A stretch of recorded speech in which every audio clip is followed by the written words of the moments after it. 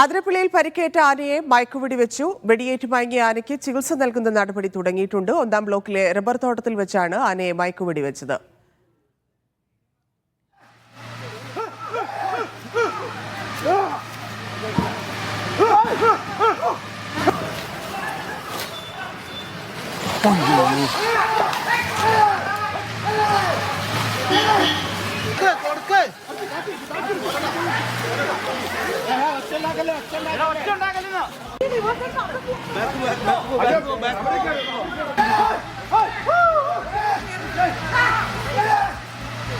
അഖിൽ ചേരുന്നുണ്ട്. അഖിൽ, ആന പൂർണ്ണമായി മയങ്ങിയോ? ചികിത്സ ആരംഭിച്ചോ?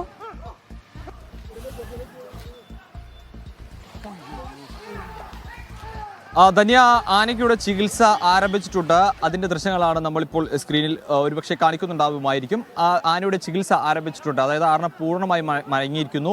3 ഡോസാണ് ആനയ്ക്ക് നൽകിയത്. ആ 3 ഡോസ് നൽകിയതിൽ നിന്നും ആന പര്യാപ്തമായ രീതിയിൽ ആനയ്ക്ക് മയക്കം വന്നിട്ടുണ്ട് എന്നുള്ള കാര്യമാണ് ഉദ്യോഗസ്ഥരൊക്കെ തന്നെ പറയുന്നത്. ആനയുടെ അടുത്തേക്ക്, വളരെ അടുത്തേക്ക്, അതായത് തൊട്ട് മുമ്പ് തന്നെ ആ ഒരു ദൃശ്യങ്ങൾ ഒരുപക്ഷെ കാണാൻ സാധിക്കുന്നുണ്ടാവും. ആനയുടെ കാലുകൾ വടം ഉപയോഗിച്ച്, നമ്മൾ നേരത്തെ പറഞ്ഞ പോലെ തന്നെ സ്റ്റാൻഡിംഗ് സെഡേഷനാണ്. ആനയുടെ കാലുകൾ വടം ഉപയോഗിച്ച് ബന്ധിക്കുന്നു. ശേഷം മുഖത്ത് കറുത്ത തുണിയിടും. ആ മുഖത്ത് കറുത്ത തുണിയിട്ട് ആനയുടെ കാഴ്ച മറയ്ക്കും. ആ കാഴ്ച മറച്ചതിന് ശേഷം തുമ്പിക്കൈ കൂടി ബന്ധിച്ച ശേഷമാണ് ആനയുടെ ഈ ചികിത്സ ആരംഭിക്കുക. അതാണ് ഇപ്പോൾ എന്തായാലും വനംവകുപ്പ് ഉദ്യോഗസ്ഥർ ആരംഭിച്ചിരിക്കുന്നത്. അത് നമുക്ക് ഒരുപക്ഷെ ഈ കുറച്ചുകൂടി അടുത്തുകൂടിയുള്ള ദൃശ്യങ്ങളിലേക്ക്, അതായത് അരുൺ സക്രിയ തൊട്ടടുത്തേക്ക് എത്തി ഈ ആനയുടെ മുറിവ് പരിശോധിക്കുന്നത് നമുക്ക് ആ ദൃശ്യങ്ങളിൽ നിന്ന് കാണാൻ സാധിക്കും. എന്തായാലും ചികിത്സ ആരംഭിച്ചിരിക്കുന്നു എന്ന് പറയുന്നത് ഏറെ ആശ്വാസകരമായ കാര്യം തന്നെയാണ്. കാരണം ആനയുടെ മുറിവ് പഴുപ്പ് കുറച്ച് ബുദ്ധിമുട്ടേറിയതായിരുന്നു. ഒരുപക്ഷെ ചില ദൃശ്യങ്ങളിൽ നിന്ന് നമുക്ക് ഇവിടെ നിന്ന് നോക്കുമ്പോൾ നമുക്ക് കാണാൻ സാധിക്കുന്നുണ്ട്. ആ ഒരു ആനയുടെ മുറിവിൽ കുറച്ച് ആഴമേറിയതാണ്. ആനയുടെ മുറിവിനെ കുറച്ച് പഴുപ്പ് കൂടുതലുണ്ട്. അതുകൊണ്ട് തന്നെയാണ് ഇതിന് ചികിത്സ നൽകാമെന്ന തീരുമാനത്തിലേക്ക് വനംവകുപ്പ് ഉദ്യോഗസ്ഥർ എത്തുകയും ചെയ്തിരിക്കുന്നത്.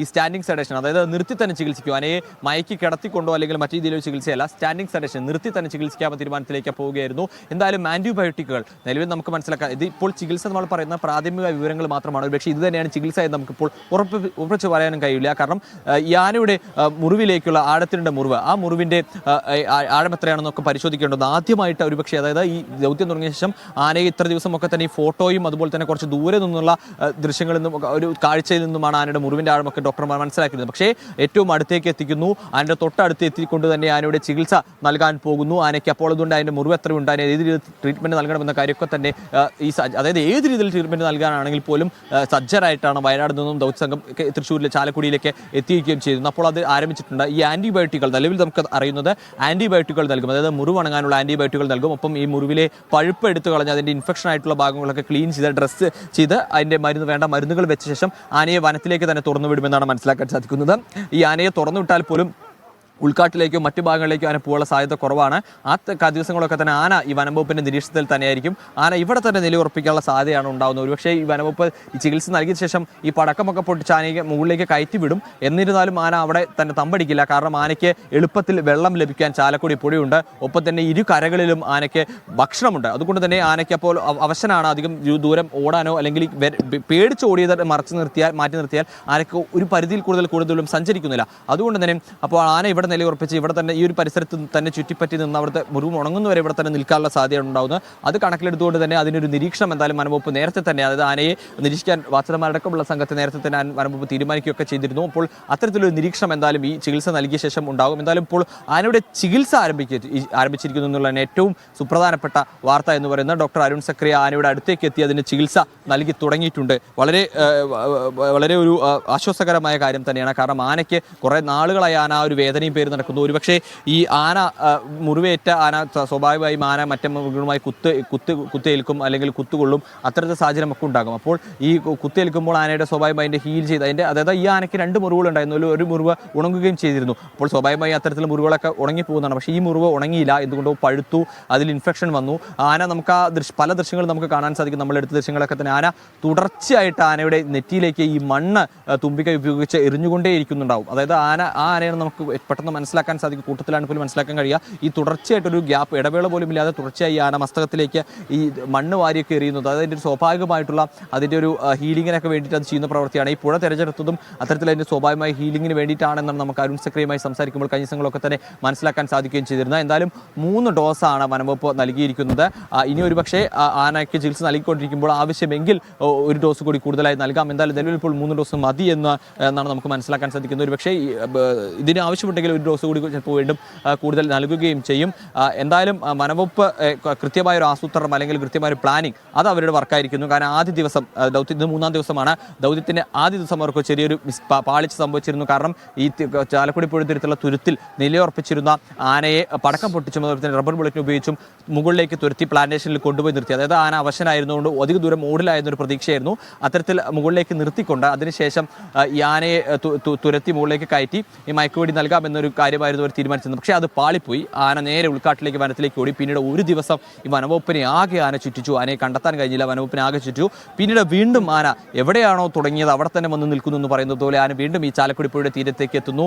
അവിടെ എത്തി നിന്ന് ആന അവിടെ അപ്പോൾ ഒരു പ്രതിസന്ധി ഉണ്ടായിരുന്ന മറ്റു കൂട്ടത്തിനൊപ്പം വരുന്നു. പക്ഷേ ഈ പുഴ മുറിച്ച് കടന്നതോടുകൂടി തന്നെ ആനയുടെ കൂട്ടം ഉപേക്ഷിച്ചു. ആന ഒറ്റയ്ക്ക് മാറി ഇവിടെ ഈ 2-ാം ബ്ലോക്കിൻ്റെ ഭാഗത്തേക്ക് വന്നു. 2-ാം ബ്ലോക്കിൻ്റെ ഈ റബ്ബർ എസ്റ്റേറ്റിൻ്റെ ഭാഗത്തേക്ക് വന്നു.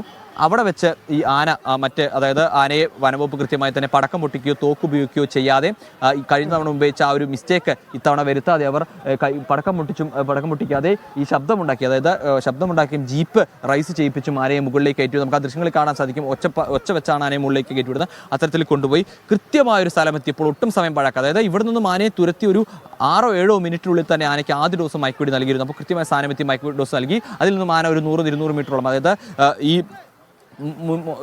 കഴിഞ്ഞ ദിവസം ഉണ്ടായിരുന്ന ആന നിലനിന്ന് ഉറപ്പിച്ചിരുന്ന ഈ ഒരു മുനിത്തടം എന്ന് പറയുന്ന മേഖലയിലാണ് ആനയുള്ളത്. അവിടെ അമ്പലമുണ്ട്. അമ്പലത്തിൻ്റെ വശത്ത് ആദ്യ ഡോസ് നൽകുന്നത്. പിന്നീട് അവിടെ നിന്നും കുറച്ച് മുകളിലേക്ക് പ്ലാന്റേഷൻ്റെ കുറച്ച് ഉള്ളിലേക്ക് ആന കയറിപ്പോയി. ഇപ്പോൾ നമ്മൾ ആ ദൃശ്യങ്ങളിൽ കാണാൻ ചുറ്റും ആനയുടെ ചുറ്റും മരങ്ങളും അതുപോലെ തന്നെ വള്ളിപ്പടർപ്പുകളും ഒക്കെ ഉള്ളൊരു മേഖലയിലാണ് ആന ഇപ്പോൾ നിലവിൽ നിലയുറപ്പിച്ചിരിക്കുന്നത്. അപ്പോൾ അവിടേക്ക് ആന എത്തി. അവിടേക്ക് എത്തുമ്പോഴേക്കും ആനയ്ക്ക് 2 ഡോസ് മരുന്ന് കൂടി നൽകി. അതോടുകൂടി ആന മയങ്ങി. പിന്നീട് ആനയുടെ 4 കാലുകളും ബന്ധിച്ചു, തുമ്പിക്കൈ ബന്ധിച്ചു. ഒപ്പം മുഖത്തെ കറുത്ത ഒരു മറ തീർത്തതിന് ശേഷം ആനയുടെ ചികിത്സ ആരംഭിക്കുകയും ചെയ്തിട്ടുണ്ട്. എന്തായാലും ആനയുടെ ചികിത്സ ആരംഭിച്ചു എന്ന് പറയുന്നത് ഏറെ ആശ്വാസകരമാണ്. കുറച്ച് ദിവസം 2 ദിവസമൊക്കെ വനംവകുപ്പിനെ ആകെ ചുറ്റിച്ചെങ്കിലും അവസാനം ആ കൊമ്പൻ അതായത് ഒരുപക്ഷെ കൊമ്പൻ അറിയില്ലായിരിക്കും ആനയുടെ അതിനെ ഒരു ചികിത്സിക്കാൻ വേണ്ടിയിട്ടാണ് ഇവർ ഈ പിന്നാലെ പോകുന്ന ഒരു വിഷയം അതിനറിയില്ല. അതിനെ പിടിക്കാൻ വരുന്നു അല്ലെങ്കിൽ ഉദ്രവിക്കാൻ വരുന്ന ഒരു തോന്നലാണത്. എന്തായാലും വനംവകുപ്പ് ചുറ്റിച്ചത്. എന്തായാലും ഇപ്പോൾ ആ ചുറ്റിലൊക്കെ അവസാനിച്ചിരിക്കുന്നു. വനംവകുപ്പ് ചികിത്സ ആരംഭിച്ചിരിക്കുന്നു. അതിന്റെ ദൃശ്യങ്ങൾ നമ്മളിപ്പോൾ കാണുന്നുണ്ട്. മയങ്ങിയ ആനയെ ചികിത്സിക്കുന്നു. മസ്തിഷ്കത്തിലെ മുറിവാണ് പരിശോധിച്ചുകൊണ്ടിരിക്കുന്നത്. റബ്ബർ തോട്ടത്തിൽ വെച്ചാണ് ആനയെ വെടിവെച്ച് അവിടെ തന്നെ നിർത്തി ചികിത്സിക്കാനാണ് ഡോക്ടർ അരുൺ സക്കറിയുടെ നേതൃത്വത്തിലുള്ള സംഘം ശ്രമിച്ചുകൊണ്ടിരിക്കുന്നത്. മസ്തിഷ്കത്തിലെ മുറിവാണ് വലിയ ബുദ്ധിമുട്ട് ആനയ്ക്ക് ഉണ്ടാക്കിയത്. അതിന്റെ ചികിത്സയിലേക്ക് കടന്നിരിക്കുന്നു. ആ ദൃശ്യങ്ങളാണ് വന്നുകൊണ്ടിരിക്കുന്നത്.